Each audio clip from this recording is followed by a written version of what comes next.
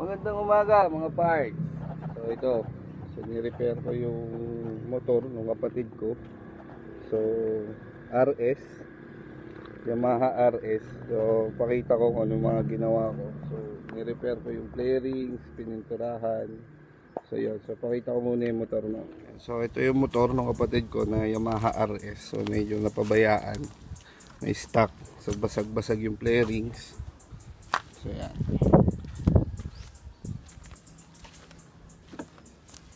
So tinanggal ko na yung mga tangke, yung mga fairings. So pininturahan ko, mamaya pakita ko sa inyo saka ano yung mga ginamit ko na pagpintura. So yung mga naging problema ko kasi, yung iba kong fairings basag na siya. So yan, yung fairings ko basag na. So ginawa ko, nanood ako sa YouTube ng mga resin fiberglass. So tinry kong i-fix. So ewan ko, first time kong ginawa to. So ito okay na to, pinatitigas ko na lang, linisin ko na lang siya, lihain ko later para mapinturahan na. So ito yung pinakamahirap kasi nawala na yung ibang part niya. So yan, minoldihan ko na lang ng bagong part. So hopefully pag liha, maging okay naman yung kalabsan niya, no? So tapos pinturahan ko na rin siya. Maraming basag na fairings eh. So yan, later tingnan natin. So yung ibang part nagawa ko na, so pakita ko na lang later. So ito mga parts, pakita ko kung ano yung mga ginamit ko, no? Doon sa repair ng fairings. So actually in-order ko lang sa Lazada to eh, kita ko lang sa YouTube eh. So ito yung resin na ginamit ko. Then merong hardener. Ito yung hardener nya. Okay, so yung mixture nya, ang nabasa ko kasi 3%, pero pwede namang taasan mo na lang, depende siguro. Na-try ko rin kasi medyo taasan, ang naging problema ko, masyadong bumilis yung pagtigas nya. Kaya yung doon pa lang sa lalagyan, tumigas na. So may mga nasayang. Then yan. Then ito, yung fiber mat. So ito yung ginamit kong fiber mat. So medyo makati lang. So advice lang mga parts, mag-gloves. Saka kung mag-overall kayo, mas maganda kasi nakakapit sa balat, makati. Tumutusok-tusok yung pakiramdam.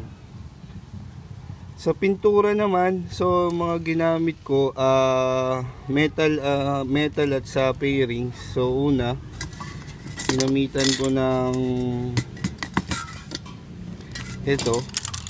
So ito yung pinaka primer kong ginamit, yung surfacer. So, samurai paint yung ginamit ko. Medyo mas mahal compare sa other brands, pero okay naman, maganda, mas maganda siyang gamitin. So ito yung surfacer. So ito yung ginamit ko sa mga block. So flat block yung ginamit ko. So yan. Then ito yung pinaka coating yung ginamit ko. So ginamit ko, ito yung coating. So ang maging mali ko lang, sa Lazada ko kasi in-order itong mga to. Hindi muna ako nag-check dun sa mga local motor shop dito sa area, which happens na mas mura pala kaysa dun sa price niya sa Lazada. So mas mura siguro mga around 50 to 70. Ayan. So ayan mga parts, so try natin, lihain natin kung maayos ba talaga.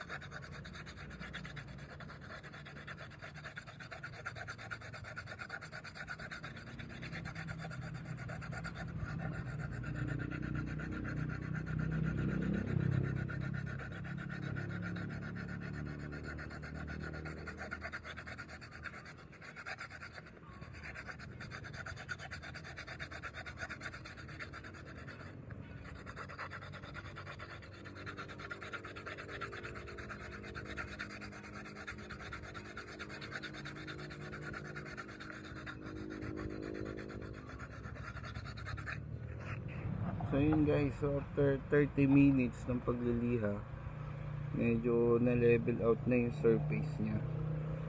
So mahirap hangalay. So I suggest parang yung much easier to do this is yung polytop na lang, yung masilya, yung ginagamit natin pang masilya. Since wala akong masilya at nalagyan ko na, tsagain ko na lang, tuloy ko na, simulan ko na eh.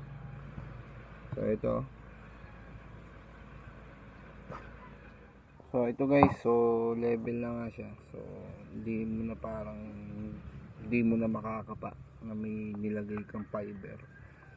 So siguro yung next step ko is wet sanding ko na siya ng 1000 grit.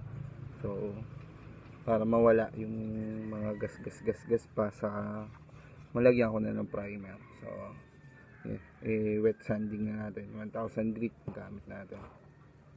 So guys, yun, habang pinatutuyo ko yung isang fairings na 1000 grit ko na siya. So ito muna, anuhin na natin din to, sanding na natin. So ito medyo mahirap, medyo makapalitan. So matagal siguro to bago matapos. Pero once again, ito natin yun eh.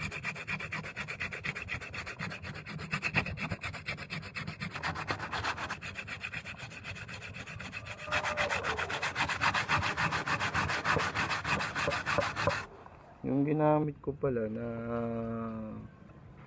pang sanding dun sa may mga fiber yung 100 lang para mas mabilis. Saka ako na lang padaanan ulit na 1000 na wet sanding.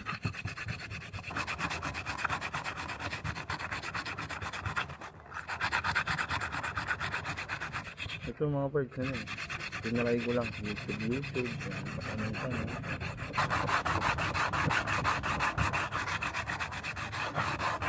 sayang yung motor eh, papabayaan, hindi nagagamit.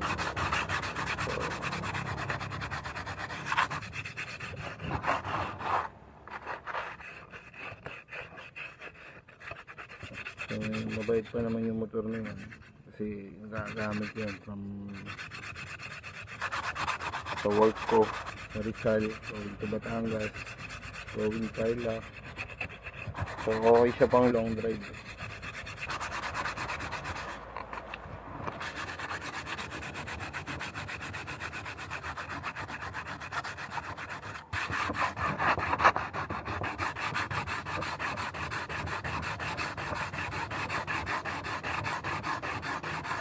Dahil yung pinang mold ko dito is tape lang, sinaga ko lang i-tape. So talagang hindi level yung surface. So mahirap to. Mahirap, pero sige. Kaya yan.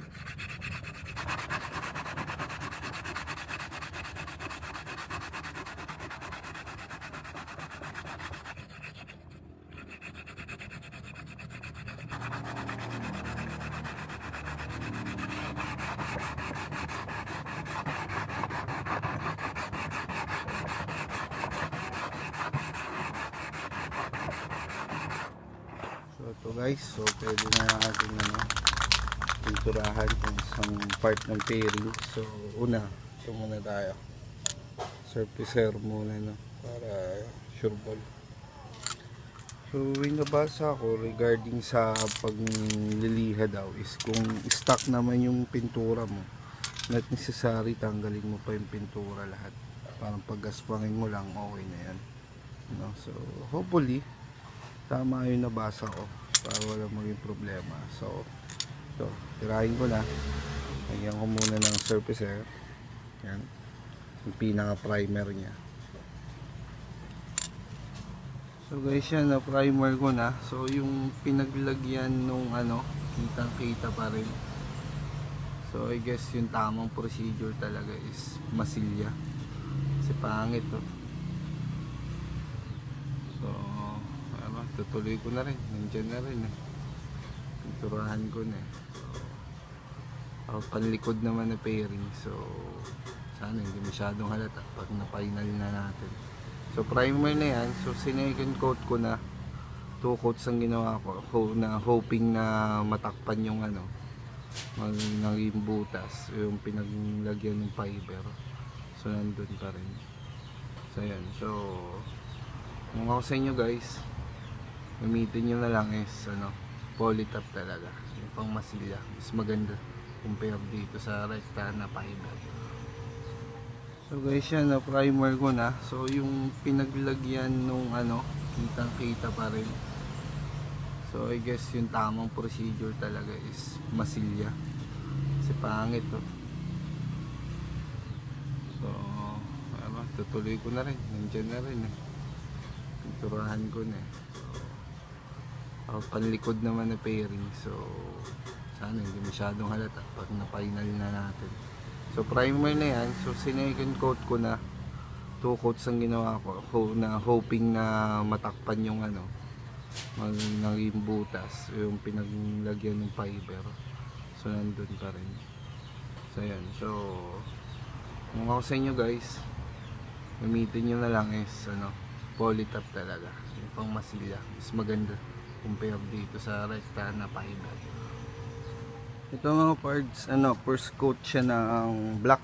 So nipisan ko lang para maiwasan natin, ma-minimize yung drip, yung pag-drip ng pintura, especially pag ganang nakasabit. So nagdi-drip yung pintura, so kailangan talaga manipis. Then second coat mo na lang up to third coat kung kontento ka na. So yan, so hopefully yung pinagmasilyahan mo wala. So ito mga parts, second coat na na second coat ko na siya, black. So yan, so, maganda, kaso ewan ko kung kita sa camera, pero nadun pa rin yung yung pinag-fiberan, pero hindi na siya masyadong pansin. Tapos i-coat na lang natin mamaya yung ating final coat, yung flat clear natin. So ito, gamitin ko ito mamaya. Mga patuyin ko lang muna siya ng mga 20 to 30 minutes bago ko i-coat.